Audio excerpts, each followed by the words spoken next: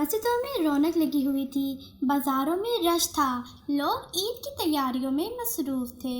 علی اپنی امی جان کے ساتھ بازار سے عید کی شاپنگ کر کے آیا تو دادی جان کے پاس آ کر بیٹھ گیا۔ دادی جان اس وقت نماز پڑھ رہی تھیں۔ علی نے پوچھا، دادی جان آپ آج بھی عبادت میں مصروف ہیں؟ اب تو عید آنے میں بس 10 دن رہ گئے ہیں، آپ نے عید کی تیاری نہیں کرنی؟ تو اس پر دادی جان نے کہا کہ بیٹا یہی تو دن عبادت کرنے کے ہیں، اب لوگ ان دنوں بازاروں میں گھوم کر گوا دیتے ہیں، جبکہ رمضان کا یہ آخری عشرہ بہت ہی فضیلت کا حامی ہوتا ہے۔ تو علی نے پوچھا کہ دادی تیسرے عشرے کی کیا دعا ہوتی ہے؟ تو دادی جان نے دعا بتائی جو یہ تھی،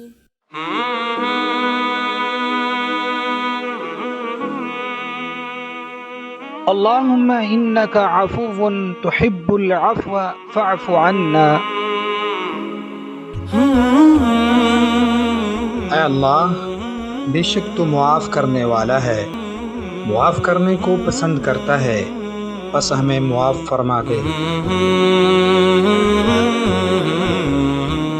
پھر دادی جان نے بتایا کہ اسی عشرے میں تو قرآن پاک نازل ہوا تھا، اس عشرے میں اگر ہم دل لگا کر عبادت کریں تو اللہ ہماری ہر دعا قبول کرتا ہے اور ہمیں جہنم کی آگ سے نجات دلاتا ہے۔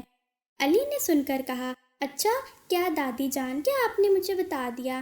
اب میں اس عشرے میں دل لگا کر عبادت کروں گا اور بازاروں میں گھوم کر اپنے وقت کو ضائع نہیں کروں گا۔ جس پر دادی جان نے مسکرا کر اسے پیار سے تھپکی دی۔